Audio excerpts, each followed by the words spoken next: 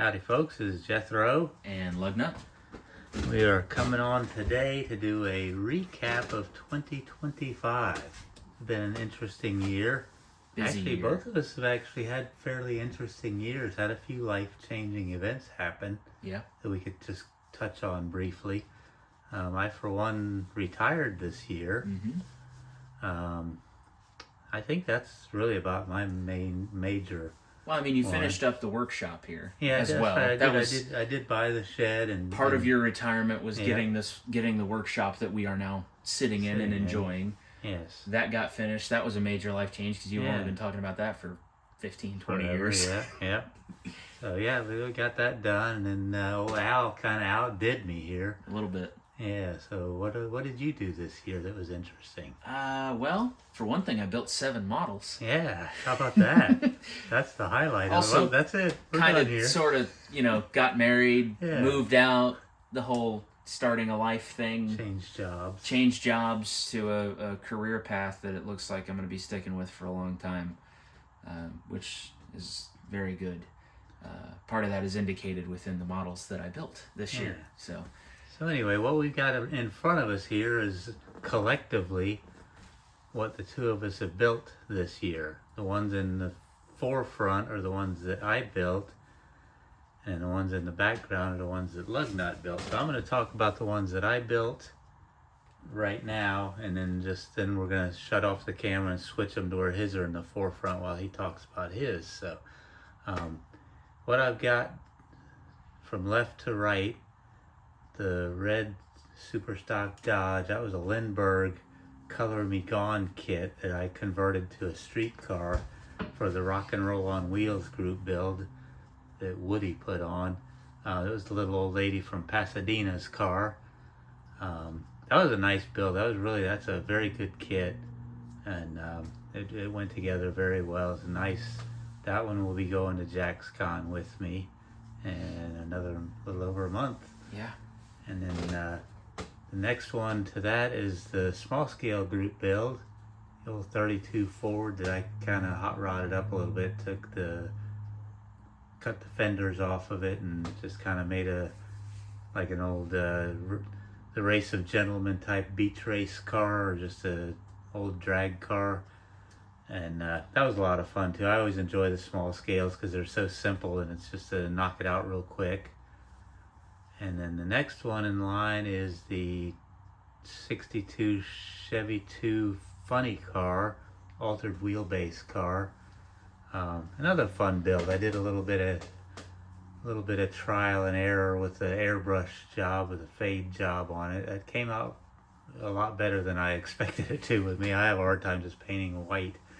And I try to do a purple and silver metal flake job. Came out pretty good. I was happy with that. It was a lot of fun. I enjoyed that. And then the next one I built was the whose that one? It starts with an M. I can't Mobius. Mobius. The Mobius F100 kit.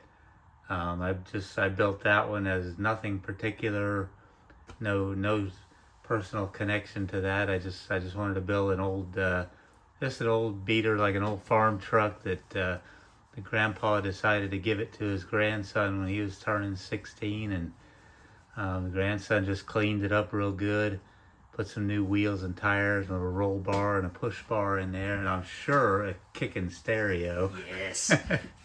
You got to have more watts than horsepower when you're young.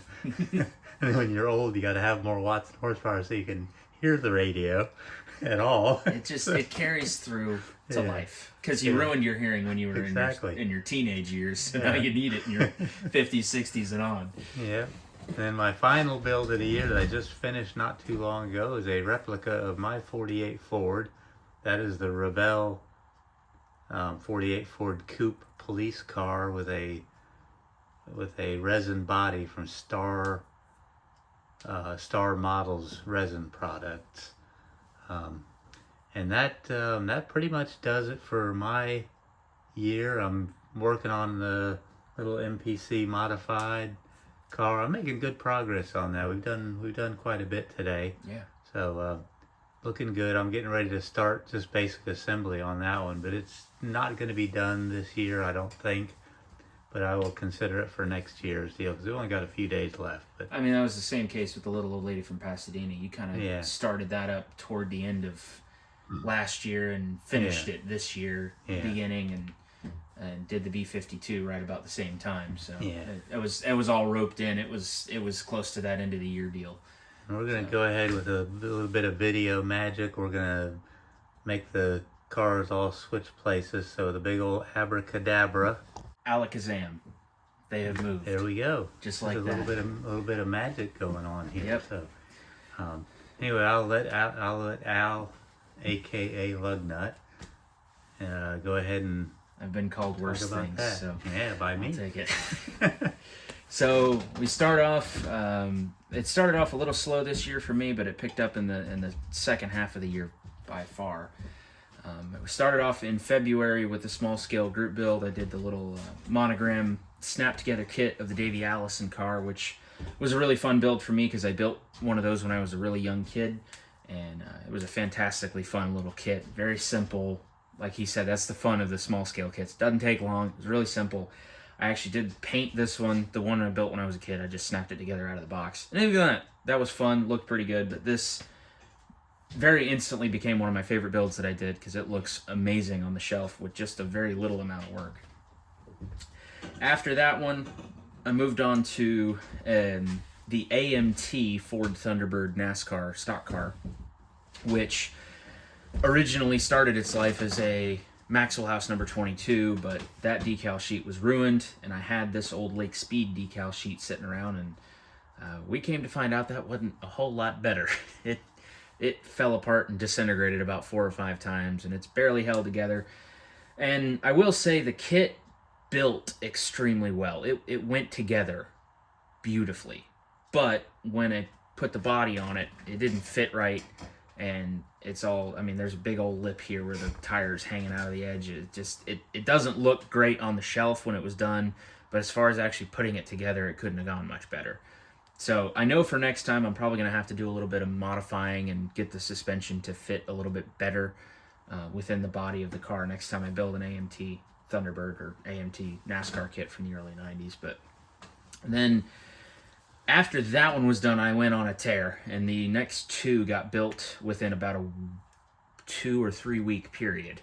After this one was finished, these 2 were done very, very quickly thereafter. Started with the Revell 2000 Monte Carlo with the Dale Earnhardt livery. That one was a gift from old Tom, and he made it very clear to me that he wanted it to look like that when it was done. And who was I to say no? So went in and built that one. That one was another one. It built really well. I did not have a whole lot of frustration with that one at all, and it turned out very, very good looking on the shelf. That's one of the best looking kits I've seen as far as mold goes for a NASCAR kit. I've got one more of those sitting in my closet and an extra donor decal sheet to go with it. I'm looking forward to getting that one done to sit next to it. After that one was over with, I went over to the monogram Chevy Lumina, this one from Days of Thunder. This is Russ Wheeler's car. Built this one exactly box stock with the decal sheet and everything from 1990. It was the Days of Thunder release for it, and it came together fairly well. I had a suspension collapse in the right rear pretty much as soon as I built it, and I never got it fixed, so it leans a little funky, and the decal sheet leaves a lot to be desired, but it's kind of a cool time capsule. I pulled the plastic off of it for the first time since 1990. It was 35-year-old air inside that box when I opened it, and built it exactly like it was intended. It turned out pretty well. After that was the AMT Chevy 2 station wagon, 4-door. This one in the Coca-Cola livery, which my uncle got for me when he found out I got the job at Coca-Cola. And that's where I'm working now and plan on working for a long time. That was a fun little kit. Very simple. No engine, no suspension, hardly anything to do on it. It just kind of fought us on the paint, which ended up being a theme later on in the year. It's been a theme for my whole life. So. Yes. But I just put that one together pretty quick, and once we got the paint figured out, it went together fairly quickly, and it's kind of a cool looker on the shelf. Not at all a showpiece, but it's still a neat car, and I kind of have a soft spot for the old Novas. They're pretty neat little deals. After that was the AMT Torino Cobra Fastback, 69 Torino Cobra Fastback, which old Torinos are some of my favorite cars in the world. Definitely up there as some of my favorite Fords of all time. It rivals the GT40. It's close. That's saying something. If y'all know me, how much I love the GT40. The Torinos are up there. So as soon as I saw that car sitting in the hobby store on the 40% off week, I had to snag it and brought it home. And the paint color turned out as perfect as I could have hoped for it. That's one of the best looking cars I've ever built. I say that humbly because I know my cars aren't that great, but this one, it was the first time I felt like I made some progress in my model making skills. So I was really happy with that one. It built really well. Haven't really had any issues with it, although it looks like the right front suspension's trying to give up on us. So I'll have to look at that when we're putting these back away. And the last build of the year, to continue the paint problems conversation, is the Cole Trickle Chevrolet Lumina from the Days of Thunder movie. Companion piece to go with the Russ Wheeler car. Again, was the monogram Days of Thunder kit, but the decal sheet for that one was ruined when I got it. And that's fine because I wasn't planning on using it anyway. I got that decal set from Mike's Decals, and I am probably never looking back to the stock decals for a lot of NASCAR kits. That was a very, very worthwhile purchase. The paint fought us like crazy, but once we got it down, it built like a dream. That car hurt to put the body on because the chassis looked so good when I finished it. I mean, it shocked me how well it went together, how well everything stood out from each other. That looked like a showpiece without the body on it. And the body looked good too, so I went ahead and put it on there, finished the car up. But I'm really proud of that build. That's another one like the Torino where I felt like I really made some progress and did something right building the model. So that's it for this one. And as you guys know, right now I'm working on my, well, you don't know, I haven't uploaded the video yet. I'm working on a zombie build. Dug one up out of the closet that I started 8 years ago. I'm finishing it up. It's an old 57 we don't Chevy. know when it was started because we bought that at a yard sale. Yes, I bought it. It was falling apart. It had been built who knows when. Yep, so. I had bought it already finished and not in great shape at a yard sale for about $1 or $2. It's an old 57 Chevy that was a resto mod. It had like modern Corvette wheels and a big block engine in it and all this stuff.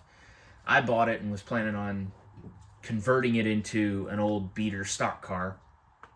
And I started it on spring break as best I can figure 8 years ago and never finished it. So I dug it up out of the closet and started on it a couple of weeks ago, and I'm made some pretty good progress today on it, so it's coming together. Y'all will see the first iteration of that video, the introduction to that, very shortly after this video goes up. But that is going to wrap up my 2025, and I plan on doing quite a bit in 2026 as well. Yeah, yep. Hopefully y'all aren't done hearing from me.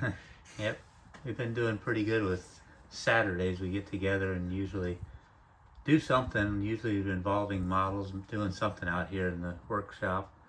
Been nice, very beautiful weather we have here today too. I don't want to make you guys up north feel bad, but we're in the 60s here, and it's just we're gonna get a little touch. We're gonna get some freeze next week. Be down right in the upper 20s to lower 30s a couple of days. So we Floridians will be complaining about that. Yes, a lot of them. But it'll be all right. We're good. Everything's good here, other than we just wanted to come on and do a year review because we actually got quite a bit done. Yeah. I mean, I figured I got that many builds done, plus building my workshop, which took up a lot of time. That was and you had to do a lot of work on the 1-to-1 scale 48 Ford early this year. There's a lot going on there. It's been a busy year. We've been keeping busy, so we got 12 models knocked out. Yeah. That's 12 models sitting on that table right now. That's a lot for a year for us. Yeah, it is. Haven't done that many in probably ever. Yeah. This is not, huge for us. So. Yeah, so that's about it from here. I just wanted to come on and do this and just tell everybody, just thank you very much, all you guys that watch my videos, ones that comment. I really enjoy the comments and the conversation back and forth, getting to know you guys. Looking forward to JaxCon. Anybody in the Florida, South Georgia area, get a chance to do it, look it up, JAXCON. Be in February 7th, I believe it is. I First Saturday of February, anyway. I believe it's the 7th, but it's well worth it. A couple 3-hour trip is well worth it. Get to meet up a lot of great guys. Show up there, YouTubers, non-YouTubers. Just we're all model builders and just a bunch of great guys and girls. Good chance to look at some really beautiful models as well. Some incredible work there. It's really, really cool. So hopefully anybody that's there, just mention it in the comments, and we'll try to look for each other and get the hook up there. And if you don't mention it in the comments, but you see us, come talk to us. We love to meet people and talk to folks. And if we've met you before, come see us, and we'd love to see you again. Yeah. So that's about it. I think we've probably done a long video for me. Very long for you.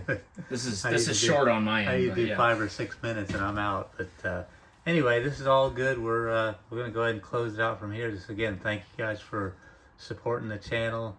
It's just a lot of fun. I enjoy all of y'all's builds, and I watch as much as I can.